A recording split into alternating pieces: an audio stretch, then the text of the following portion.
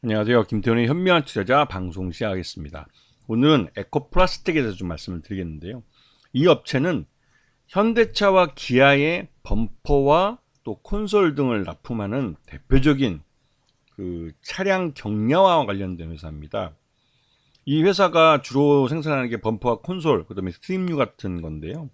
근데 이 범퍼 같은 경우는 현대차와 기아 양쪽에 모두 납품이 되고 있고, 이게 K9이나 뭐 EV6, 이 일반 그 가솔린 차량뿐만 아니라 전기차에도 부품으로 사용되고 있죠. 그만큼 차량 경량화에 굉장히 중요한 회사입니다. 이 회사가 주로 이제 에코플라스틱이라는 상장사와 IR라는 회사, 코머스라는 비상장 회사를 갖고 있는데요. 주로 매출은 에코플라스틱에서 발생하죠.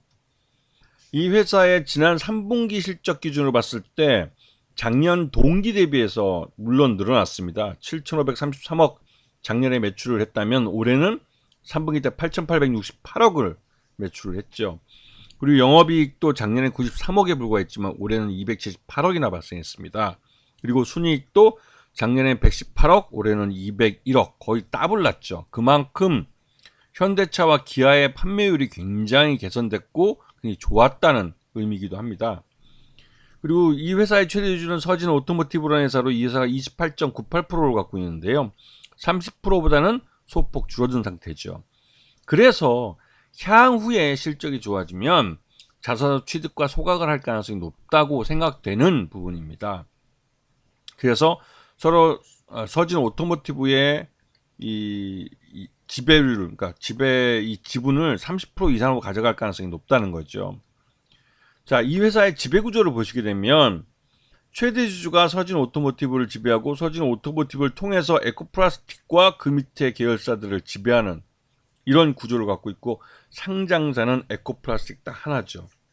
그러니까 에코플라스틱 하나를 갖고 이 그룹, 이 서진 오토모티브 회적 이 그룹 전체를 판단할 수밖에 없는 겁니다. 그래서 에코플라스틱의 주가에 이런 것들도 영향을 미치죠. 근데 최근 들어서 이 차량 경량화가 굉장히 큰 이슈가 되고 있는데요. 이거는 전기차 그 배터리가 화재에 강한 그런 그 신소재 쪽으로 넘어가는 것과 마찬가지로 전기차도 경량화되면서 튼튼해야만 이 회사의, 그러니까 이 전기차의 이 기능을, 그러니까 효율을 더 높일 수가 있는 거죠. 이게 연비라는 게 말 그대로 이제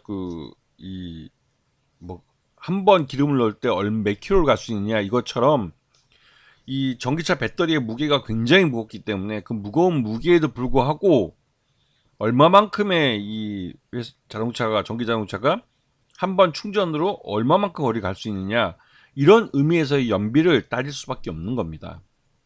그리고 이 전기차의 보급은 그 말 그대로 온실가스를 감축하는 효과가 있기 때문에 이 친환경 전기차의 보급은 점점 늘어날 것이고, 그와 동시에 친환경 전기차의 이 구매를 할 때 가장 중요한 포인트 중에 하나가 한 번 충전에 몇 킬로를 가는 것과 또 그렇게 몇 킬로를 가기 위해서 얼마큼 가벼우면서 튼튼하느냐, 이게 이슈가 되는 거죠.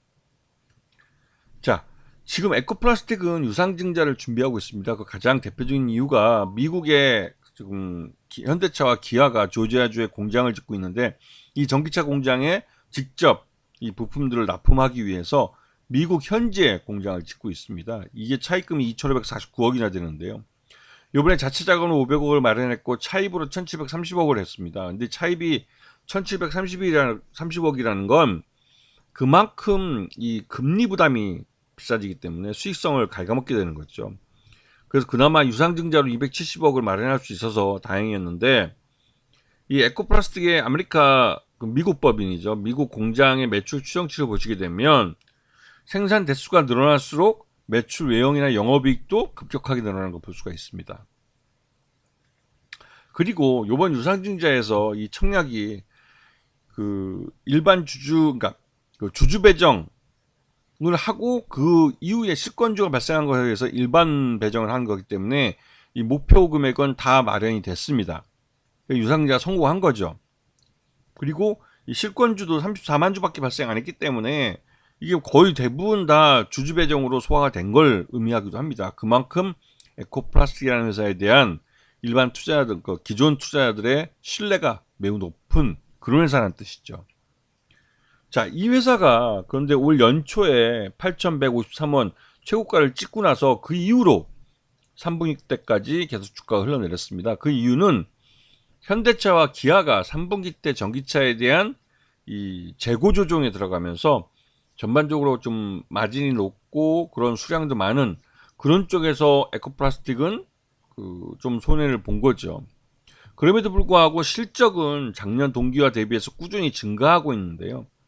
그러면서 이제 3분기 때 주가가 흘러내린 이유는 현대차와 기아 주로 납품을 하는 주 고객사가 이 재고 조정에 들어갔기 때문에 그렇습니다.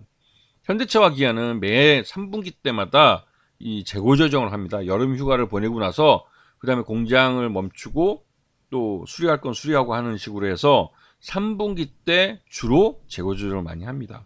그리고 나서 그 4분기와 1분기 때 주가 피크를 치는 경우가 많죠. 에코플라스틱도 올해 그런 식으로 돌아갈 가능성이 높고, 특히 내년 상반기까지 미국 조지아 공장이 완공이 되면 그 전에 에코플라스틱도 공장을 완공하고 현대차와 기아의 조지아 공장에다가 이 친환경 전기차 부품들을 납품해야 되기 때문에 매년에 확실히 전기차에 대한 매출이 급격하게 늘어날 가능성이 커요. 그런 의미에서 에코플라스틱은 올해 가장 싸게 살 수 있는 기회를 줬을 수도 있습니다. 그렇기 때문에 지금 3분기 실적 기준으로 봤을 때 적정 주가 8,000원을 그대로 유지하고 있는데요. 이 주가는 다시 한번 올 4분기나 내년 1분기 중에 다시 한번 찍을 가능성이 크죠. 왜냐하면 내년 상반기 중에 이 현대차와 기아의 조지아 공장이 완공이 되고 하반기에 본격적으로 생산에 들어가기 때문에 에코플라스틱도 그 전까지 투자를 해서 미국 공장을 완공시켜야 되는 겁니다. 이 과도한 투자라고 볼 수도 있겠지만 장기적으로 봤을 때 현대차와 기아가 가장 최신 전기차 모델을 갖고 있는 회사이기 때문에 미국 시장에서 미국 전기차 보조금을 받으면서 생산할 수 있으면 그때부터 테슬라의 미국 전기차 시장을 잠식해 들어갈 가능성이 크고, 이 말 뜻은 에코플라스틱의 실적도 훨씬 좋아질 수 있다는 말씀이기도 합니다.